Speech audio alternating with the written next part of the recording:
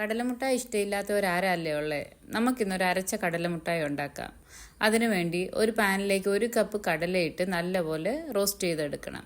തീ വളരെ കുറച്ചേ വെക്കാവുള്ളൂ. ഞാൻ ഇന്ന് തൊലിയുള്ള കടലയാണ് എടുത്തേക്കുന്നത്. നല്ലപോലെ ചൂടായി വരണം. തീ വളരെ കുറച്ചേ വെക്കാവുള്ളൂ. പ്രത്യേകം ശ്രദ്ധിക്കണം, കരിഞ്ഞു പോകരുത്.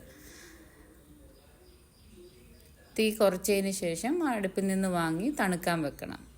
ഇതിലേക്ക് 3/4 കപ്പ് ഷുഗറാണ് എടുക്കുന്നത് സ്പാനി ഉണ്ടാക്കാൻ വേണ്ടിയിട്ട്. അതിലേക്ക് 1/4 കപ്പ് വെള്ളം ഒഴിച്ച് നല്ലപോലെ മിക്സ് ചെയ്തെടുക്കണം.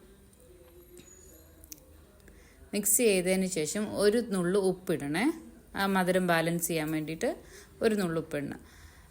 എന്നിട്ട് ഇത് ലൈറ്റ് ബ്രൗൺ ആകുന്നിടം വരെ നമുക്ക് മിക്സ് ചെയ്തെടുക്കണം. ഇതിന് നല്ല ഡാർക്ക് ബ്രൗൺ ആകേണ്ട കാര്യമില്ല, ലൈറ്റ് ബ്രൗൺ. അതുപോലെ തന്നെ ഇതിൻ്റെ പദം എന്ന് പറയുമ്പോൾ നമ്മൾ സാധാരണ സിറപ്പ് ഉണ്ടാക്കുമ്പോൾ 1 സ്ട്രിങ് കൺസിസ്റ്റൻസി അല്ലെങ്കിൽ ഒറ്റനൂൽ പരുവം എന്നൊക്കെ പറയല്ലേ, അതുപോലെ ഇതിന് വേണ്ട. ഇത് ജസ്റ്റ് ഒന്ന് കളറ് മാറിയ ഉടനെ നമുക്ക് പൊടിച്ച് വെച്ചേക്കുന്ന കടല ഇതിലേക്ക് മിക്സ് ചെയ്ത് കൊടുക്കാം.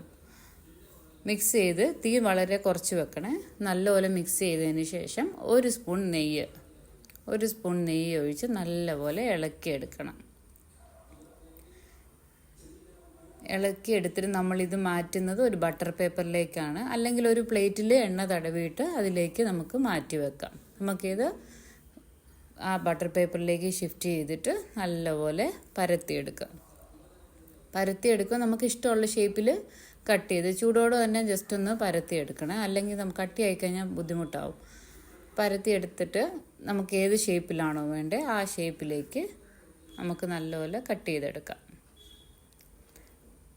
ഈസി ആയിട്ട് നമുക്ക് വീട്ടിൽ തന്നെ അരച്ച മുട്ടായും കടലമുട്ടായും എല്ലാം ഉണ്ടാക്കാവുന്നതാണ്. വളരെ കുറച്ച് സമയവും വളരെ കുറച്ച് ചേരുവകളും മതി. നമുക്ക് ഇഷ്ടമുള്ള, നമുക്ക് നൊസ്റ്റാൾജിയ തരുന്നത് നമ്മുടെ പഴയകാല ഓർമ്മകളും, നമ്മളൊക്കെ സ്കൂളിൽ പോകുമ്പം എന്തോരം അല്ലേ മുട്ടായി എല്ലാം കഴിച്ചിട്ട് ആ ഓർമ്മകളൊക്കെ നമുക്ക് വീണ്ടും തിരിച്ചെടുക്കാൻ പറ്റും. എല്ലാവർക്കും ഇഷ്ടമായെന്ന് വിചാരിക്കുന്നു. ഇഷ്ടമായെങ്കിൽ എൻ്റെ ചാനൽ ലൈക്ക് ചെയ്യുകയും സബ്സ്ക്രൈബ് ചെയ്യുകയും ചെയ്യണേ. താങ്ക്